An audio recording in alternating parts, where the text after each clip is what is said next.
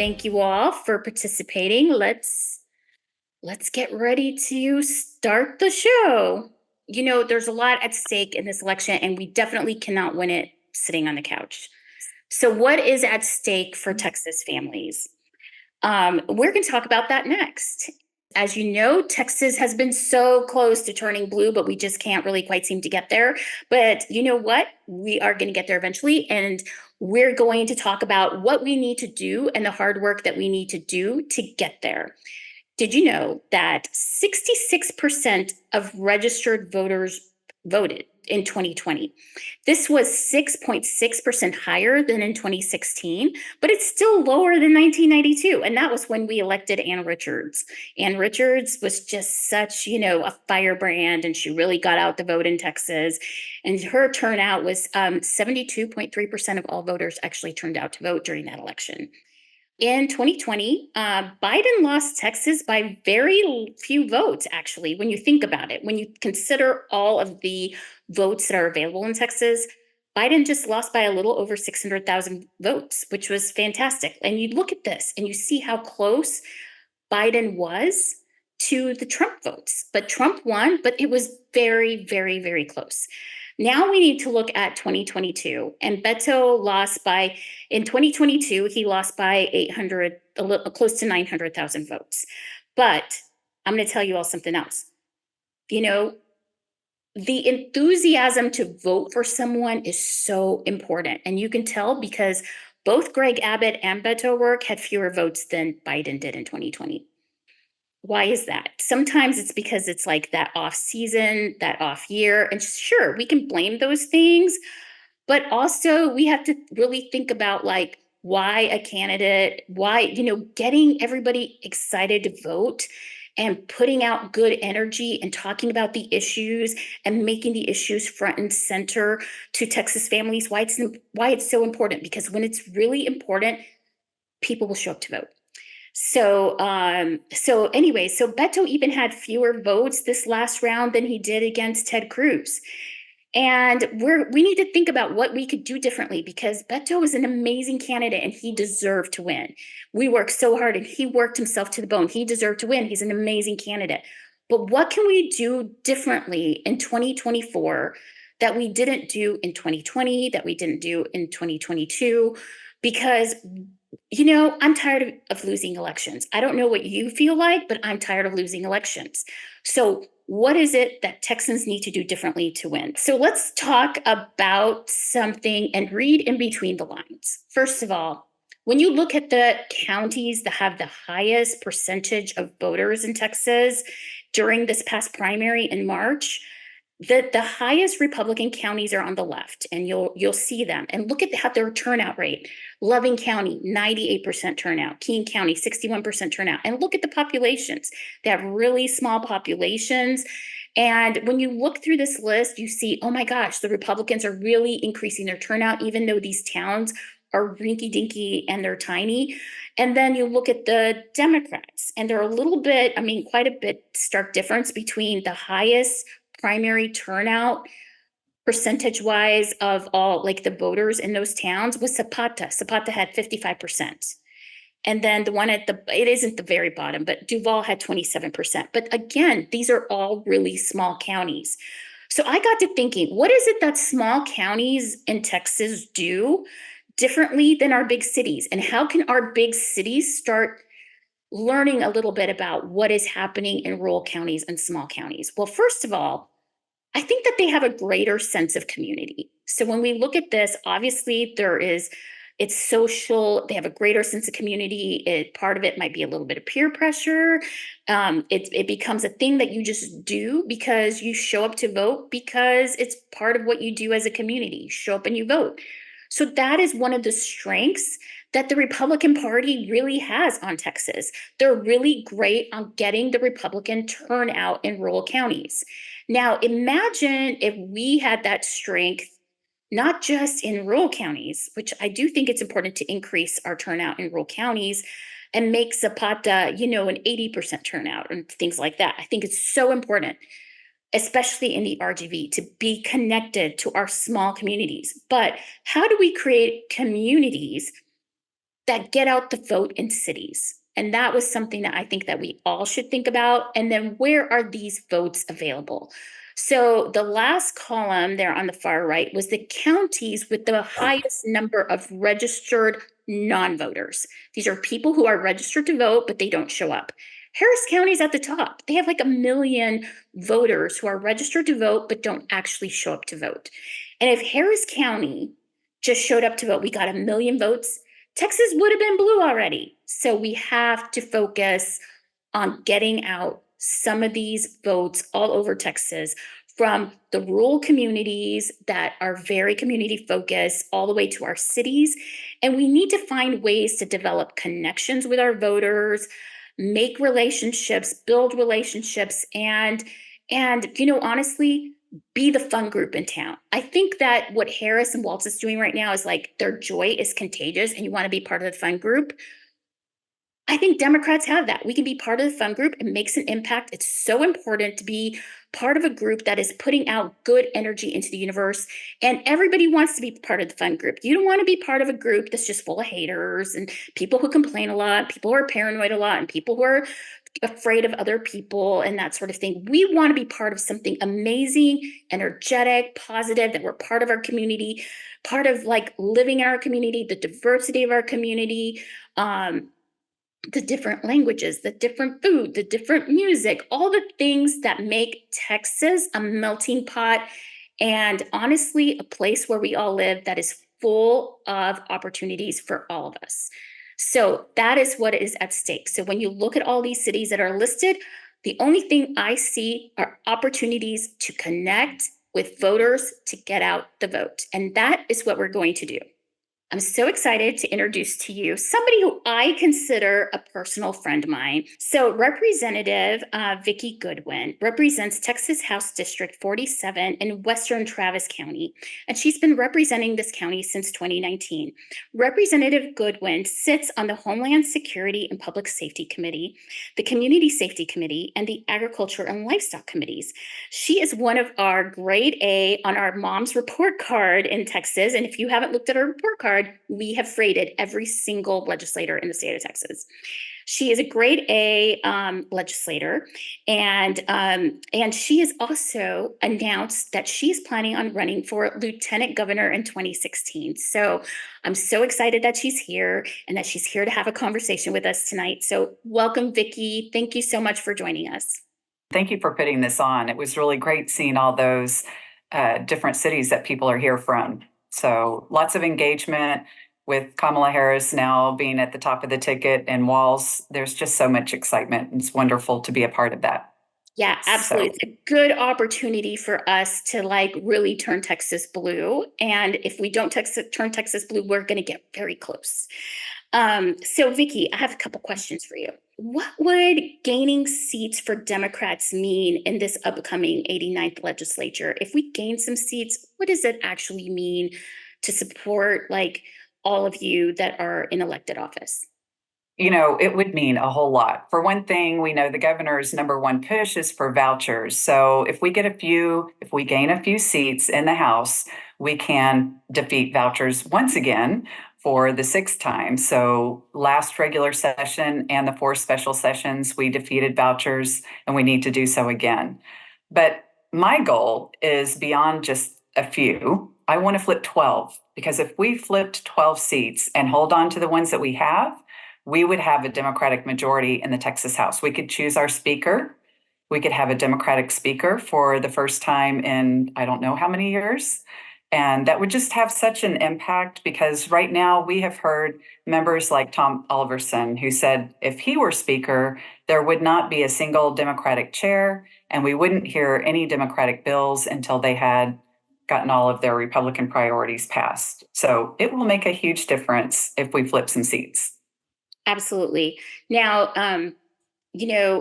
Project 2025 is like the buzzword that everybody's using right now, but Texans know differently. We know that Texas has been ground zero for Project 2025, and we know that their policies that are in this document have already been impacting families here in Texas. And Do you think, there's so much energy behind Harrison Waltz? Do you think that the tide is changing and we can finally start fighting back Christian nationalism in Texas? I mean, I sure hope so. I've seen some signs pushing back on it. That there is separation of church and state, but the Republicans seem to have forgotten that. But there's something hopeful in that we passed the bill last session saying that schools could bring in clergy to be school counselors, but it had to go up to a vote at the local school boards. And I have not heard about a single school district that allows the chaplains to be school counselors. So that's positive. We also push back on the 10 Commandments being in the classroom. And I've heard a lot of people saying that just doesn't really make sense. How now you're going to put the teacher in the position of having to explain to her students what covet thy neighbor's wife means? Right? Exactly. So there were so many terrible bills that passed this last legislative session in Texas. You kind of keep on thinking, how much worse can it possibly get? But how could democratic gains impact, education, healthcare, and gun safety in this next legislative session? Yeah, Democrats have a lot of good bills that we try to get passed, and certainly Democratic gains will make a difference in the House. But really, it's not going to change substantially until we have a different governor and different lieutenant governor. But here are some of the things that Democrats want to do. We want to make sure that freedom exists and democracy exists. So, freedom for a woman to be able to get the medical care that she needs. We've seen so many women who've been harmed by the strict abortion ban that we have in the state. So, certainly, Democrats are in favor of changing that and making sure that doctors aren't threatened for their livelihoods either. That's allowing people to be able to vote, allowing people to have a say in their democracy. I think, in addition to making it as convenient as possible for people to vote, we should also have citizen led referendums where if you have a certain percentage of your voting population signing a petition saying we want something changed, that could be added to our constitution, that it could be put up for a vote of the people. That's the best version of democracy, when they get a direct say in what happens, what the regulations are. And gun safety, we have tried to get some sensible gun safety legislation passed, which until we have more Democrats in the legislature, that's not going to happen. But the vast majority of Texans do not want to have another Santa Fe or Uvalde or El Paso. You can name so many cities, and what first comes to mind when you name those cities are the mass shootings that have happened there. And that's something that we can and must change. Absolutely. Well, thank you so much for that. It's very concerning considering a lot of the tweets have been put out by the Republicans in the last couple days, the 48 hours, where they want to let everybody be armed at the Texas State Fair. And this is after somebody was killed last year at the Texas State Fair with a firearm. And it's like, yeah, what could happen? Like seriously, like these people are crazy. So Yeah, we have some serious work cut out for us, and they're already letting us in on what they have planned for the 89th. So, right. well, thank you so much for joining us this evening, Vicki. I really appreciate you being here. Thank you for having me, Nancy. Mhm. So, we need to knock on doors because let me tell you, we cannot win this by sitting on the couch. I was reading a book by a friend of mine, Guy Kawasaki, and Guy Kawasaki has a new book out. It's called Think Remarkable, and Mothers Against Greg Abbott is on page 67, which is awesome. Thank you, Guy. But in this, he talks about ikigai. Or ikigai, sorry, not ikigai, ikigai. So ikigai is a Japanese term, and it means one's purpose or driving force. Like, what is the thing that you love and the thing that you're good at, and it turns into your purpose in life. And so I kind of came up with this word called mob ikigai, which is mobilization ikigai. So what do we need to do? We need to get mobilized, but do it with a passion and find our purpose in life when we go out there as activists and as people who want to mobilize many, many, many people. And the thing about all of these words is that they're verbs, they're action verbs. Mobilization, ikigai, voting, these are all verbs. Now, how do we turn our talents that we all have and our passions that we all have into activism and mobilization? So we need to ask ourselves, okay, so, stop and think, what do you want to do? What do you want to do? Do you want to serve? Do you want to create things? Do you want to delight? Do you want to nourish? Do you want to provide? Do you want to teach? Do you want to heal? Do you want to connect? And do you want to build? Like, what word resonates with you as a person and as an activist? What is the word and what is your inner, what drives you? What is your purpose?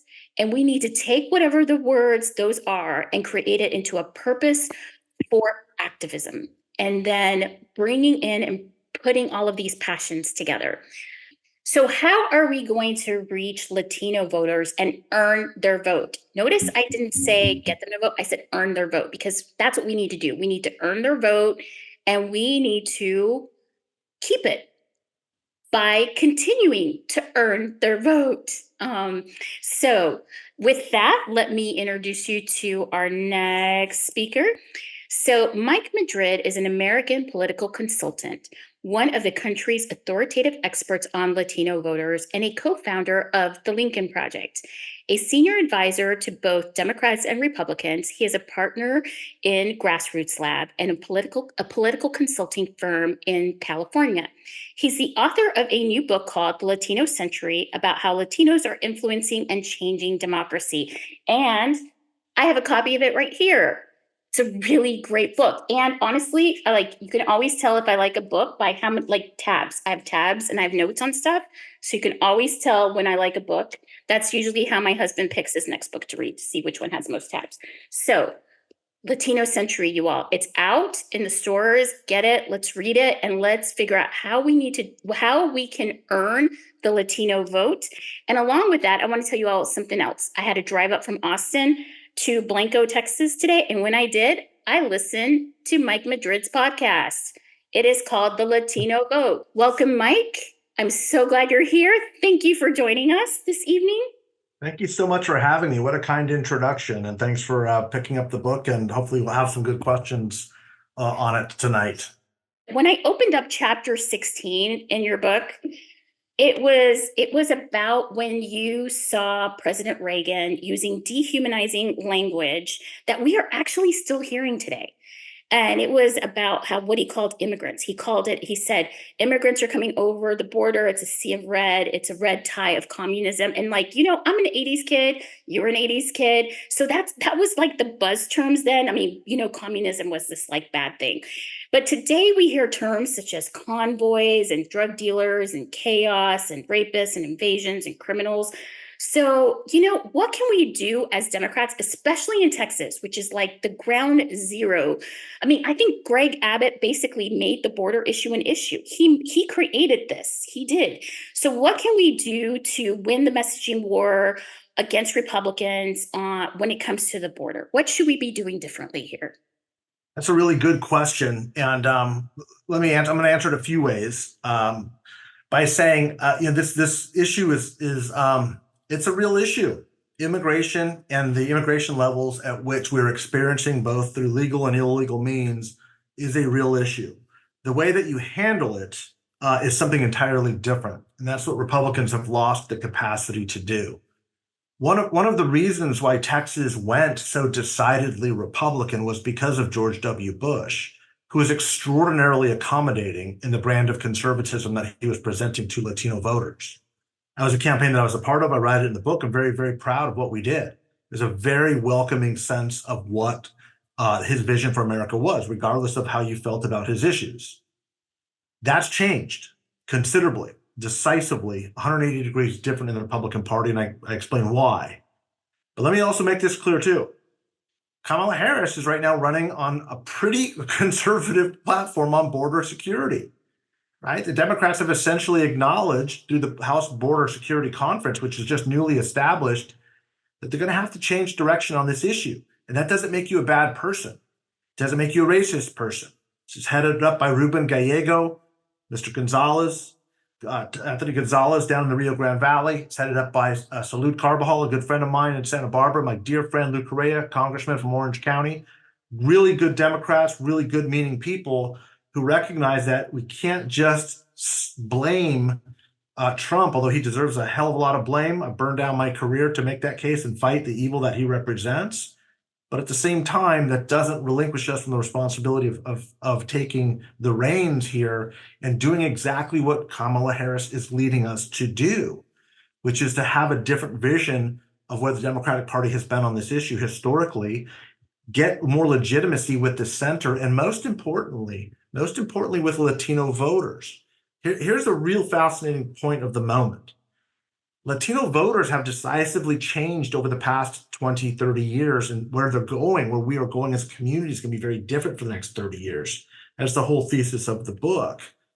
The idea that we can somehow ignore or not elevate pocketbook and economic issues to the detriment of immigration as an issue and expect that we're going to continue to win votes is not bearing out in reality. And when Joe Biden signed the executive action on asylum, 69% of Latinos supported him on that. That's compared to 70% of all Americans. So there's virtually no difference anymore on these issues. And Kamala Harris, to her great credit, recognized that, is leaning into that, is following the lead of a lot of Latino Democrats, and perhaps most importantly, is starting to consolidate Latino voters back from slipping away where they were and bringing them back into a more historical range. There's still a long way to go, by the way, but she's at least stopped the hemorrhaging and is bringing them back by centralizing this issue and leading and guiding the Democratic Party in a different, I would argue, much better direction, because Latinos are responding and they're coming back to the Democratic Party. Yeah, you mentioned a couple things in your book that that you said that we need to work on. One of them was to that would increase the Latino vote.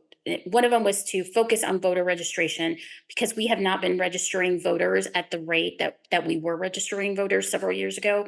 So that rate dropped. So one of them was registering voters. Another one was how we frame the economic messaging in order to appeal to Latinos and their families, because when there's layoffs or there's jobs or there's something going on in the community and economically, it impacts them first.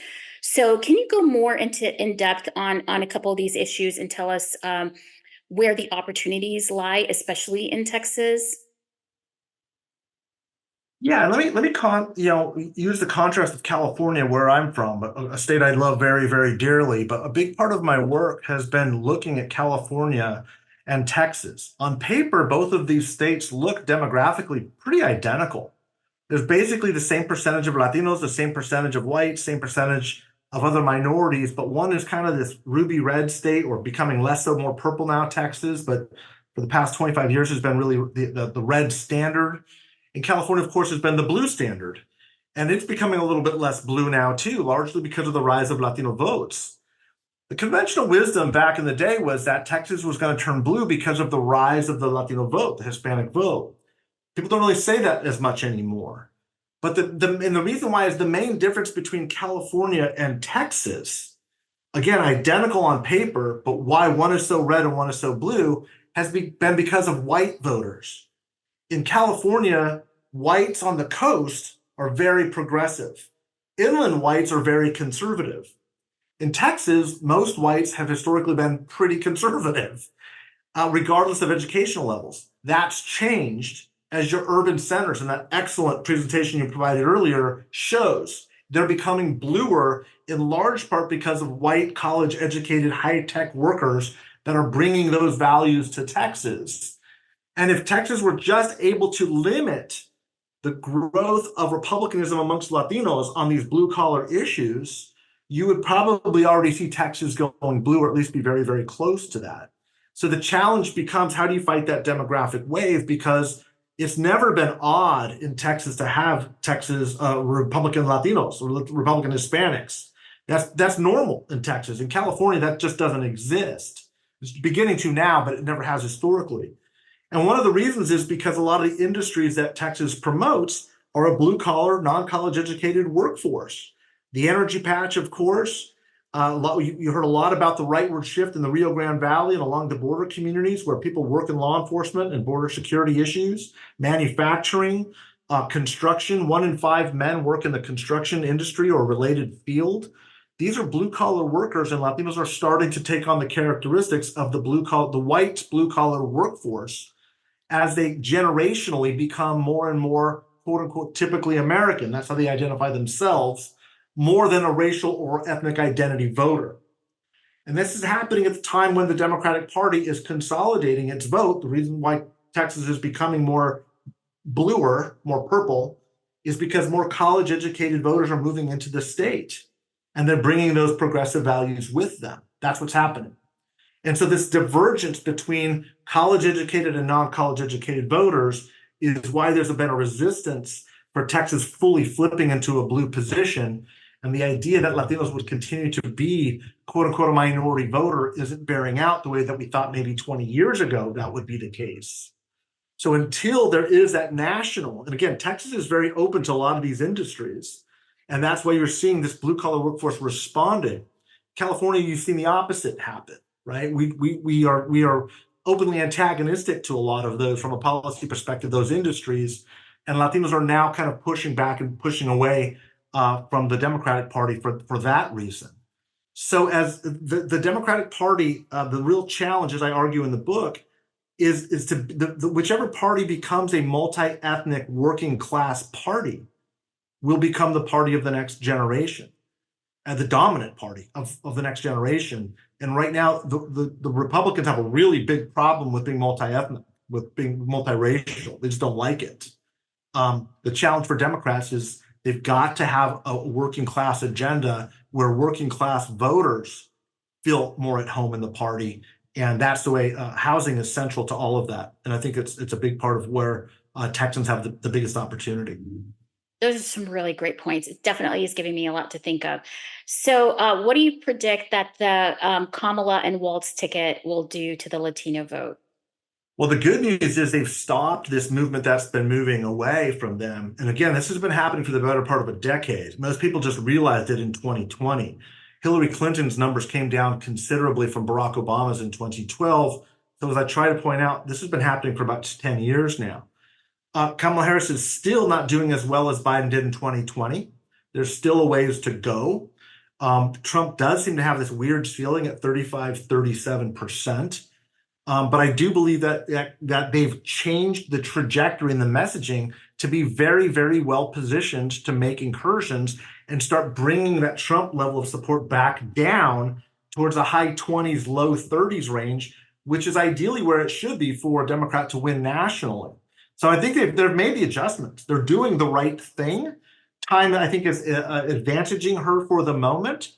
But the challenge is they let this go a little bit too far.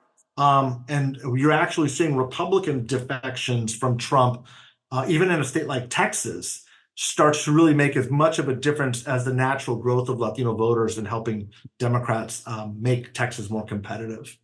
Really great points. And I liked a lot of what you had to say. It was very, very good insight. So I know that, at Mothers, we have a team of moms in the RGV. They're working very hard to get out the Latino vote in the RGV. So shout out to Fabiola, who's our leader there in the RGV. Thank you. And I'm sure that our team there is learning a lot from listening to you tonight. So thank you. Thank you so much for joining us. Thanks for having me. Appreciate it. Good luck. Your work is important. Yeah, thanks so much. Thanks so much, Nancy. We have had, a tremendous amount of work here in Texas. I've worked here for 15 years in Texas, cycle to cycle, election to election. And one of the things that we can do, not just as Democrats, but as Texans, is help build the Democratic community. And there are so many ways. One of the things that we do, traditionally speaking, as Democrats, is we block walk. Some people call it canvassing. Some people call it, as Tim Waltz would call it, neighbors helping neighbors. But what we want to do at Mothers is help people engage their community and kind of redirect that energy from traditional block walk methods into a neighbor to neighbor program. And Ramona Thompson, who's been doing amazing work in Denton, is working to help us with that program. Ramona has done a tremendous amount of work doing voter engagement and voter organizing. Ramona, can you tell us a little bit about what your Blue Neighbor program has encompassed and how you hope to expand that across the state of Texas? Yes, I'm happy to do that. So let me ask you all, how many of you have ever felt isolated and alone as a Texas Democrat? I know that when I first moved into my neighborhood 10 years ago, the first Democratic neighbor I found was a year later on a Caribbean cruise. I was operating in the world of red. I was used to that. I had, on my career, learned to keep my head down if I wanted to succeed. So I wasn't really, my head was not up. I was not there for people to find. But on the cruise, sure enough, I found a Democratic neighbor, and we were so overjoyed to find each other. We came home from that cruise and we put a group together that still exists today with monthly meetings, activities, and a mailing list of nearly 1,000. And I began to experience what it's like not to be afraid. So we give each other strength and encouragement, information, and a sense of belonging. And who wouldn't want that? That's pretty hard to find in Texas sometimes for us Democrats. Now, I want you to imagine that you open your front door to go out and get your mail or your paper, and when you open the door, a card drops. You pick it up and you read it. Here's what it says. Greetings. I'm your neighbor, and I'm reaching out to introduce myself to you. Mothers for Democracy is creating a Blue Neighbor Network to connect us all together. I'm inviting you to be part of the biggest Democratic outreach in recent years. And as your neighbor, I want to get to know you. As you know, the stakes couldn't be higher. Flip me over. So you flip the card over, and there's a handwritten note that says, Hi, Jane, I'm Ramona Thompson, and I'm a blue dot in a red sea. I think you might be too. Would you like to get together for coffee? Or whatever. Leave your phone, your email. So if you got that card, how long would it be before you picked up the phone and called that person? Would you be excited? So we are finding with this program that people are so excited to be contacted, and it's really energizing to talk to them. They are excited, you're excited. All of a sudden, we have community. Once you begin to build your network of blue dots, you can begin to make a real impact on the election for all of the reasons that we've already talked about on this call. Here is the point. Having worked in politics since 1972, I've learned that one very important fact is that most people do not nerd out on politics like I do. Many people don't vote because they either don't know that there is an election, believe it or not, they don't know when, they don't know where, and they almost certainly don't know who they should vote for in most elections. Presidentials, most people have it figured out, but they might not know the lower ballot candidates. It takes time to research issues and candidates. And who among us has not gone into the voting booth, not having done our research, and found ourselves choosing a candidate based on how the name sounds or whether it's a female, or abandoning our ballot after voting for the top of the ticket and then leaving the rest blank because we don't want to make a mistake. The Blue Neighbor Network is the answer. We plan to give every Blue neighbor access to a trusted resource who will be their go-to for all election-related information. This person will be the one who reaches out to them for social gatherings with other Democratic friends, and it will be someone they know and trust. And organically, this person will become their trusted resource, someone they can count on to give them information they need to make an informed decision and get themselves to the polls. The fact is, in Texas, the voting percentage, as we've discussed, was about 46% in 2022. So if you think that through, that means the non-voters decided the election for Abbott. It turns out, actually, that another huge reason people don't vote is because they think their vote doesn't count. The way the state is gerrymandered means people have lost their voices and they no longer feel they're part of the decision making. So that helps extremists in Austin do extreme things, and folks just begin to tune out. They begin to feel helpless and hopeless. So why bother stressing about it? I just don't like politics. But of course, that's absolutely not the case. The antidote for despair is not disengagement, it's action. Engaged action will perk you right up, especially if you're doing it with buddies. And if we can believe and make our neighbors believe that our vote absolutely does count, then we can shake up this election big time. One beautiful part of the Blue Neighbor Network is it's a lot of people, each doing just a little bit. You can help by signing up at the link that we have. I think it's in the chat now, and we will reach out to you with details. This is something that every one of us can do. Spark your fire for democracy in someone else. And wouldn't you like to make some new blue friends? Thank you. Thank you so much, Ramona. You are doing amazing work. Okay, so one of the things we need to do is we heard it tonight, be a proud Democrat, wear your Democratic shirts, be a donor, be a proud Democrat. Don't be afraid of showing up as a Democrat wherever you go, because Democrats do great work in the state. And without us, who knows where we would be. One of the things we need to do is expand our footprint. And our next guest is going to teach us a little bit about how we can expand our footprint. So let me tell you a little bit about him. David Pepper. So I'm so glad he is here. Let me give you a little bit of information about David Pepper. So a friend recommended his books to me, and I started following him on Twitter, and I read a bunch of his books. So here we go. I'm so excited that he's here with us tonight.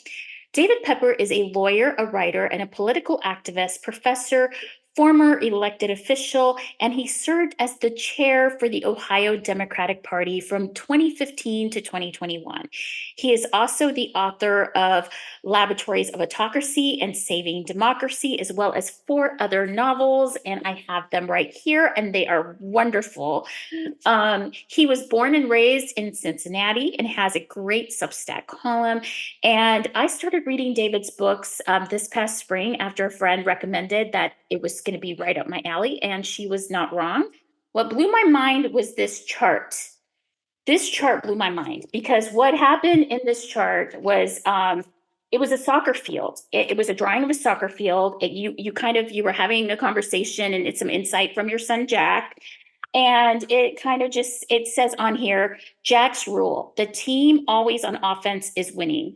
And what blew my mind about it is that it kind of all made sense, because in Texas, anytime Mothers Against Greg Abbott does really great messaging, but anytime we do messaging in Texas, it always seems like the Democrats are always on defense.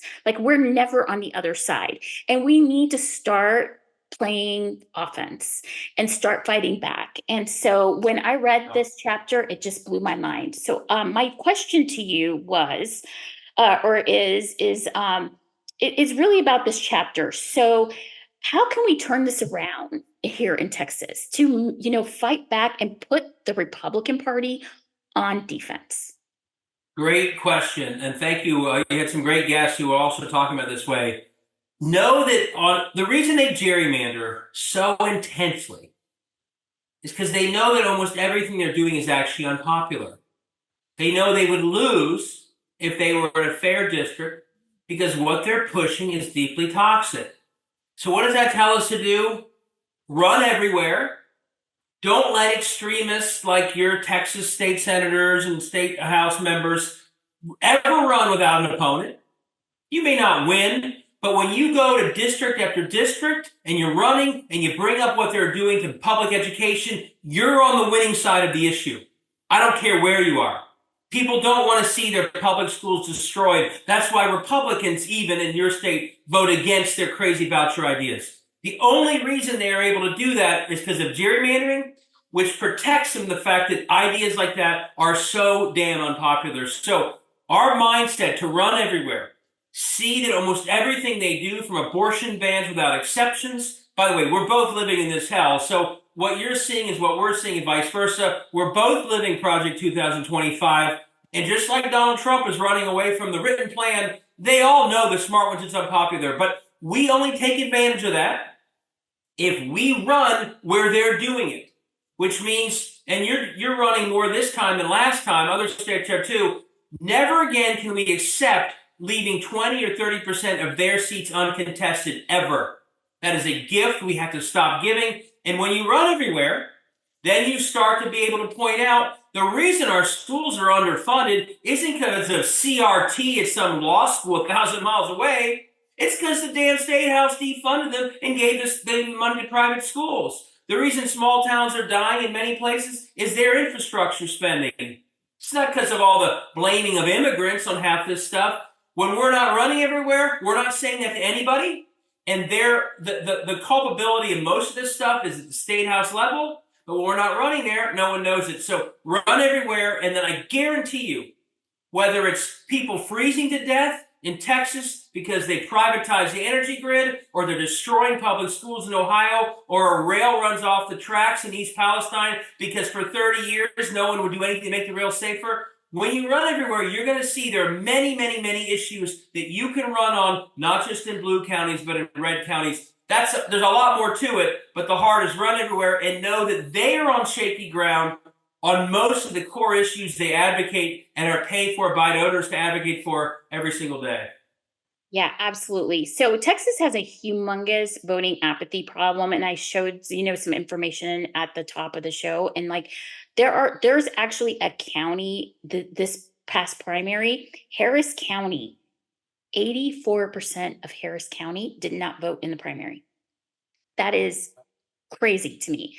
The voting apathy is so high. So, Texas, they always say, oh, it's a non-voting state. I mean, I'm kind of tired of hearing that because I just think that's a really lame excuse.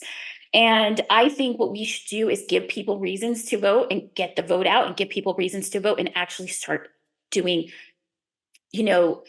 impactful work. So that has always been my goal of Mothers Against Greg Abbott from the very beginning. So what advice would you give us on different things that maybe we can try to address the voting apathy problem here in Texas?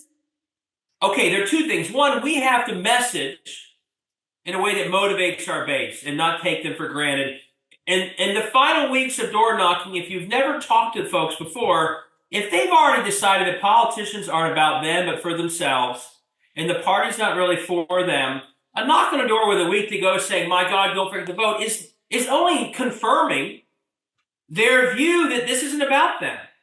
So whether it's precinct organizing or different types of organizing, we have to get to people and have, especially the ones who've opted out because they don't think it matters to them. They haven't seen the results of their votes. They never have. They don't think it matters. And too often, the way we campaign, we only go to the most regular voters. We desperately knock on the door at the end, but it's the first time they've heard from us. All of that keeps people who don't think it's really about them, they keep thinking it. But number two, and I haven't studied the laws of Texas, but when you tell me it's a Democratic area, a city or a county with that low turnout, the thing I would ask very quickly is, what is the city or county government doing to encourage the citizens of that city or county to register? Because the state house spends all of its time and your government money just figuring out how to keep the voters in these cities from voting. Well, a mayor, and this is part of the footprint analysis I put in my book, the mayor of a city, the hospitals of a city, the public housing of a city, the county job and family services, all of them. Anytime someone walks into those offices, that city government has every right to say, are you registered to vote? Or, hey, you have a new public housing, you're in a new unit of public housing. When you sign up, you've changed your address. When you walk into your new unit, are you given a voter registration form? So oftentimes, more than the party, these nonprofits who are interacting and providing a food bank, a homeless shelter, you name it, they are a medical clinic.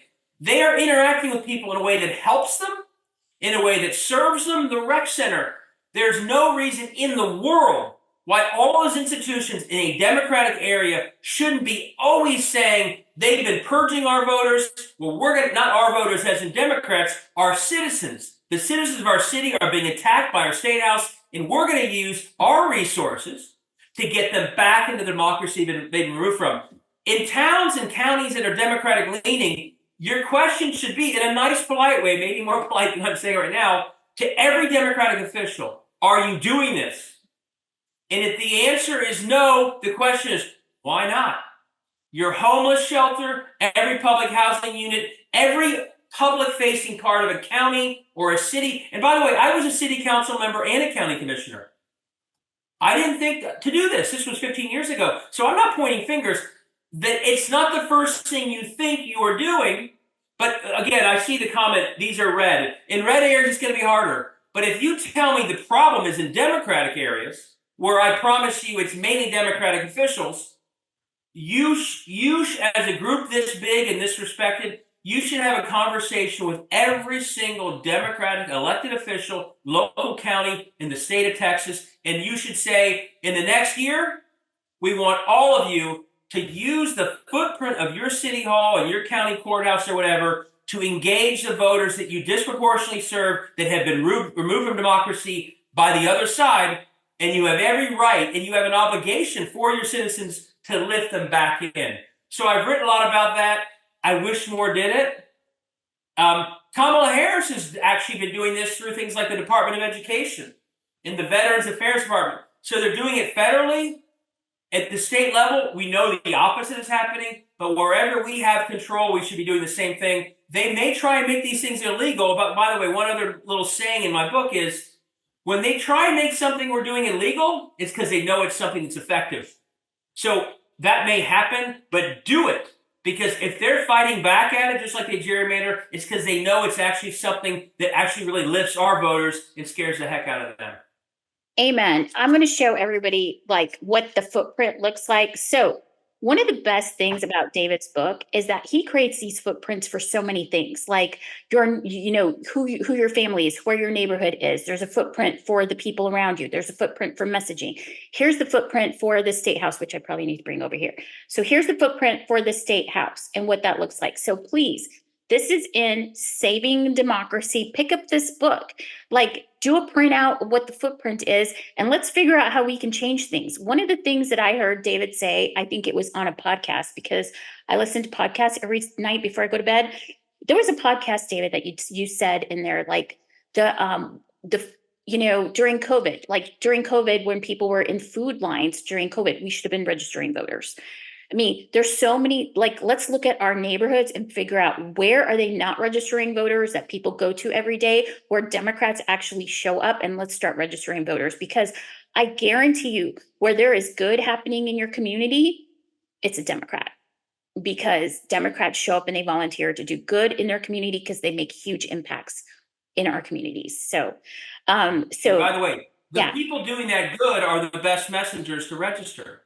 If it's someone who just served you in that health clinic, when they say, oh, by the way, you're registered, you're going to listen more to them. If it's the mayor that's respected, I love volunteers too, and everyone should be doing this.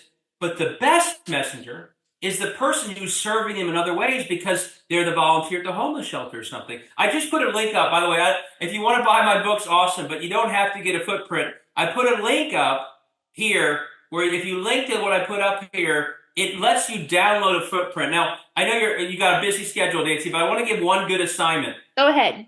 Here's my dream of someone who's highlighted my book enough to already make one dream come true.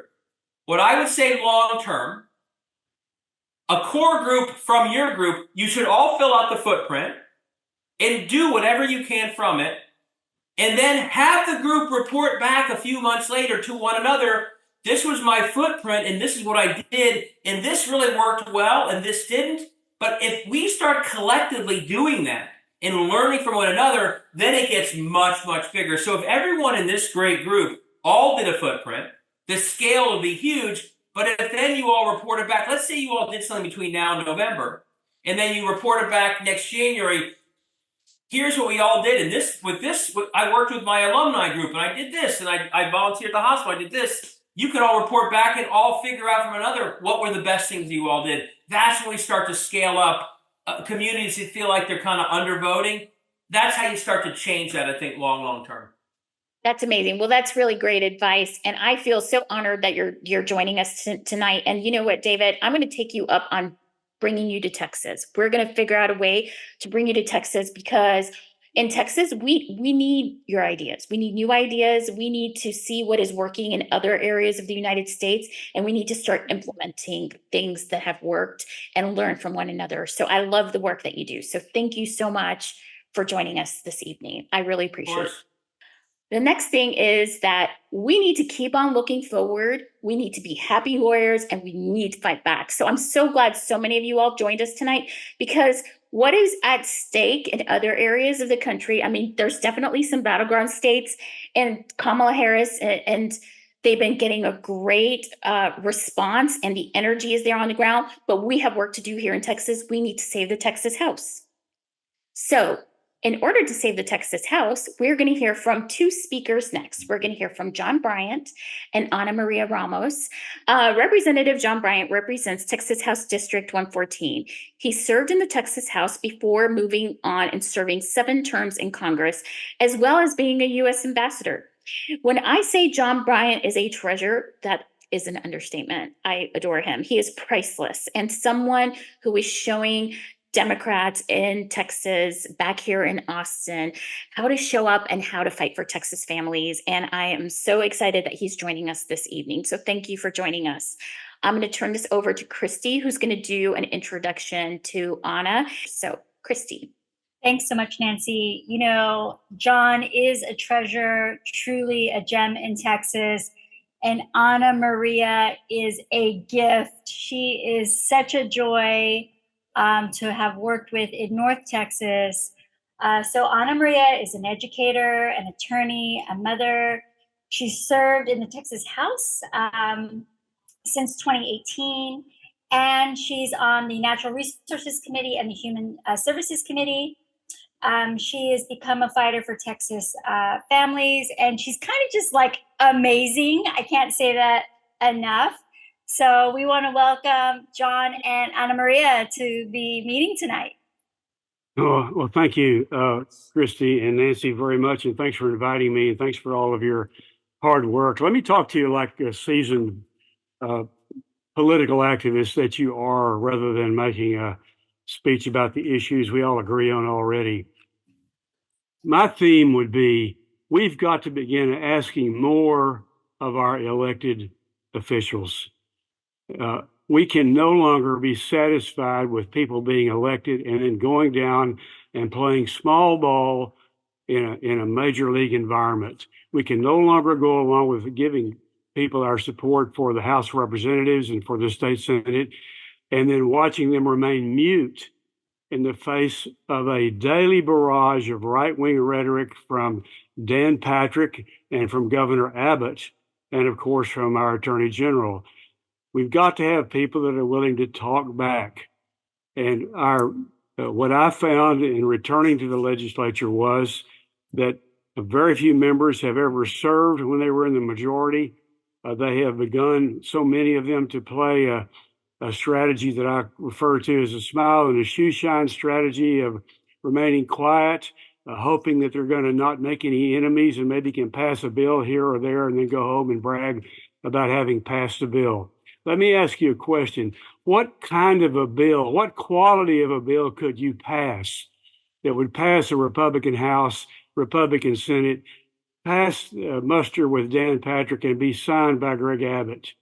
I think the answer is obvious. There is no bill of any significance to Democrats or to the progressive agenda that could make it all the way into law.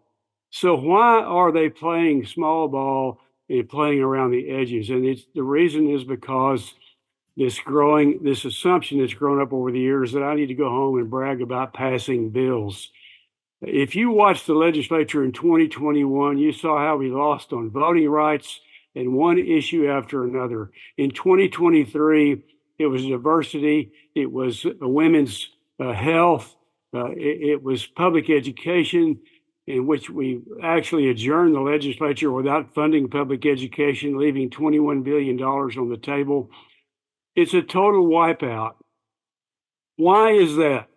Let me answer that with this question for you.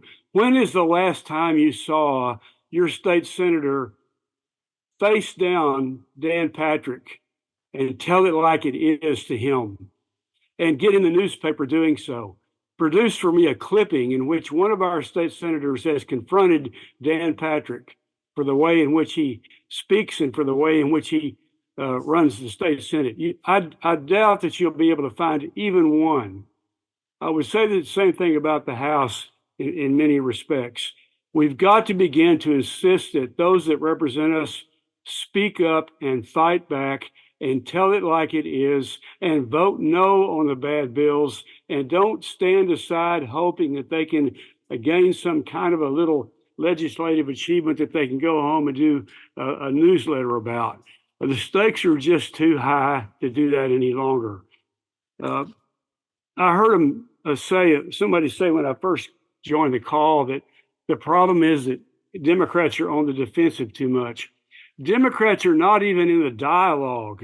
It's not a matter of being on the defensive. Go back and look at the dialogue that was taking place with regard to property taxes in the last session. It was an argument between the Republican lieutenant governor and the Republican speaker. We weren't even in the dialogue until Anna Maria and I and a couple of other members called a press conference and came up with a Democratic program that would have delivered twice as much property taxes to homeowners by not giving away property tax reductions to skyscrapers and refineries, a Democratic program. So that's just one good example. There are many, many more. I heard it said a moment ago that Texas is a non-voting state, which of course it is. It's not a non-voting state because there's something wrong with our voters. It's that they are not aware year in and year out that there is an alternative that makes it worthwhile to get off the couch and go and vote. They see a presidential race because it's on the television, although not very much because our state's not in play enough for Democrats to run a real campaign down here. They may see a governor's race. Beto ran an energetic race 2 years ago. But what do they see in between elections from their legislators, their state senators, or their House members? What do they read about with regard to a vigorous opposition? What do they see with regard to alternatives to Republican policies? Very little. That's why David Pepper a minute ago, I think, summed it up very well for us. We've got to make sure that our local officials are on the front lines every day, all year round, not just at election time with a bunch of brochures and coming to you as volunteers and asking you to do a lot of work, to put them back in there again so we can have another session in which they play small ball, play around the edges, and remain mute when they should be speaking up. Now, I'm going to get in trouble for saying all that, but that's what needs to be said. You know what, John? I get in trouble all the time. So you know what? I'm happy to be in that club with you. I think I'm in great company. I just want to say. So high five to you. Very insightful. And I love it because you fight exactly the way I want to fight, exactly the way, honestly, most Texas families across Texas that are Democrat, we need fighters in office. We need people to represent us and we don't need them to back down. So we need you all. We need you all to fight for us. I'm going to turn it to Christy. I feel like, my heart is thumping. I'm so excited hearing from everyone on the call. And John and Anna Maria, when we got them confirmed for the call, I was super excited because they exemplify for me what it means to be a happy warrior in Texas. These two are a force to be reckoned with. And it is a privilege to have you on tonight. On a quick question, MAGA has changed DC, and a lot of what MAGA has done has come out of Texas. How should we approach the extremists in the upcoming cycle? We're getting ready to elect new legislators in November, and they will be sitting there until 2026. What can we do? How should we organize? Well, I just want to start off saying thank you for the invitation. And I love John Bryant. Like, he is such a breath of fresh air. I mean, getting your ass handed to you day after day after day, session after session. And then John comes and he's like, let's fight this. And John said, we can't, if we don't fight every battle, we'll never win the war. Why are we not fighting every battle? And I'm like, amen. And from day one, I never voted for the Speaker Phelan, and I didn't really know John then. And we kind of talked later, and he's like, I didn't know there was going to be a Democrat who wasn't going to vote for this Republican speaker. And I'm like, how could I vote for such an extremist? And we vibed so well. But just what John said, we have Stockholm syndrome, the Democrats do, when they go back and they're just at mercy to the predator, right? Like, there is no fight, and it is going to be worse. But what we do have in our advantage that they got rid of somewhat so-called the moderate ones is that we're going to have some extremists there. Their party is extremely divided, and we can use that to our advantage, but we must stay united. And if we are not united and we continue to allow ourselves to be divided and essentially sell our souls out and our community out for a bill that really doesn't change lives, but it has, a checkbox for somebody when they come home, it is not worth it. And that's what John and I always talk about, is it worth it to compromise and to really risk all of the families and the losses and the damage that we're going to have, the consequences of bad legislation in our communities, without fighting. And it's very disturbing, but I think we need you all to hold these people accountable, to hold us accountable. We can't do it by ourselves. John got a lot of crap from Democrats for that article. They were mad at him. Democrats, as in my colleagues, were mad for him to call the shots to what was really happening. They don't want people to know. But if you guys are not paying attention, you're not monitoring, you're not following us on social media. And believe me, I get the same crap because I post all the voting stuff on social media. Democrats come and tell me, hey, you posted my vote. I don't want, now my people are calling me, and I'm like, well, then don't vote that way. Vote the right way and your people won't call you. But don't get mad at me because of the way you vote. People need to know what we're doing over here and hold us accountable. So I think with these MAGA extremists and stuff, it'll be an opportunity for us to stay more united as Democrats, but we need you Democrats to hold us accountable. Senators, representatives, I swear to you, they tell you what you want to hear and you're working your butts off for them, but when they go, they're hoping you don't look and you're not watching. So we need you guys to watch. We need you to pay attention and continue to have these throughout session. Toward the end, it's exhausting and it's difficult to get us on, away from the House floor.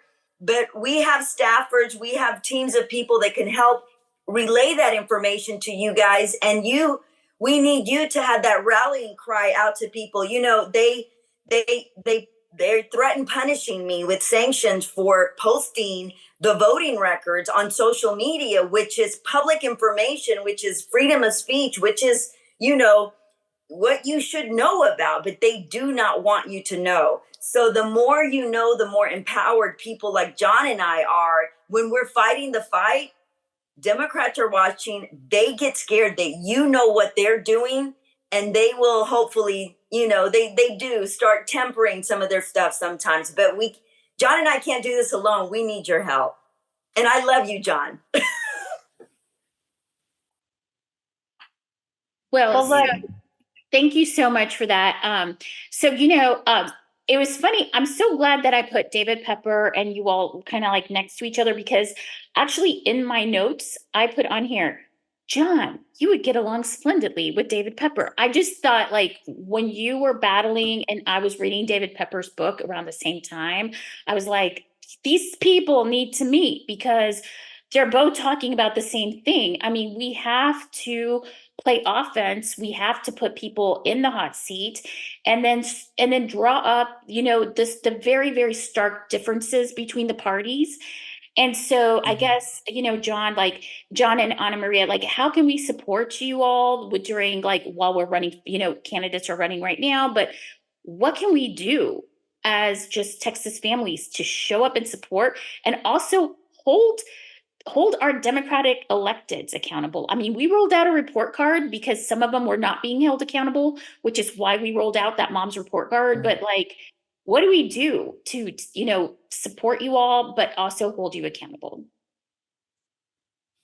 Well, the most important thing you can do, I think, to push the agenda that Anna Maria and I are talking about is talk to your own state representatives and ask them, why am I not seeing you speaking up? Why am I not seeing you in the fight? I don't see you speaking up against the Republican leadership. Why don't you join in and try to, change the environment down there? The second thing you can do is don't buy into what the consultants tell you about these districts. Anna Maria ran, I can brag on her more than she can brag on herself, back in 2018 against a woman who'd been on the Dallas City Council for 8 years and was a well-known person in her area over there, and in a Anglo district, by the way. And she and a bunch of other women got together and put a campaign together and won that election when everybody said, oh, they can't win, don't pay any attention to them, don't send them any money, and won anyway. You can win these races. But she won because she's authentic and saying things that people know need to be said, and not tippy-toeing around and pretending and trying to act like she's one thing in one meeting and another thing in another meeting. That's why she's not only won, but has been reelected all these 4 times this time. So those are the 2 things I'd ask you to focus on.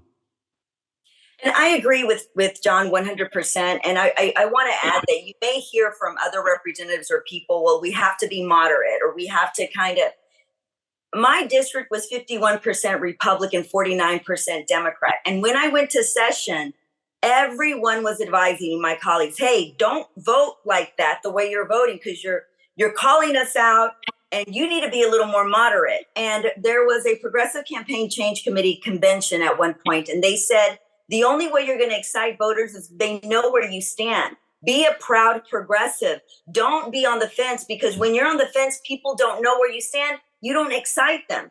And so when I went to session over and over again, I am either the first or second this session around the most progressive in the state of Texas. I never got on that moderate fence. And here I am going into my 4th session. But we have to be bold progressives, unapologetically wanting to take Texas forward, not acquiescing and being what I call it really is selling out to what you think they want. What about our people? What do the 30 million people in Texas want? They want us to fight. And listen, we have horrible policies in Texas, horrible legislation, but we can't blame it 100% on our Republican lawmakers. Our Democrat lawmakers, they play some fault in that too, and we need to hold them accountable. I want to add to what Anna Maria just said about progressive and so-called moderate. Let me just point out to you that yesterday, the State Fair of Texas said they're not going to allow any guns into the State Fair of Texas because we had a shooting there. Now, if you've ever been to the State Fair, it's a huge crowd of people bumping up against each other all the time. And they absolutely needed to say no guns at the State Fair. 70 Republican lawmakers today came out and said that the State Fair ought to be allowing guns at the state fair so they can shoot the bad guys when they do something bad. And now the Attorney General is saying he's going to sue the state fair if they don't allow guns out there. That is what these guys are about. Being progressive simply means talking back against things like that. Being progressive means we want strong public schools. We don't want to compromise on vouchers. We want to have the best public school system in the country. Being progressive means a woman ought to have a right to choose, not splitting the baby, but a woman ought to have the right to choose right down the line. Being progressive means we're concerned about the 30% of Texans who do not know if they're going to have enough money to buy a meal next week. Being progressive means that when we have a tax relief bill, we don't ignore the nearly 40% of Texas households who rent their home and not give them any relief whatsoever, and give all of which came from sales taxes, to homeowners only. So when Anna Maria is saying be progressive, she's not talking about something radical. She's talking about just standing up to these billionaires. That's about all it amounts to. That's right. Moving Texas forward.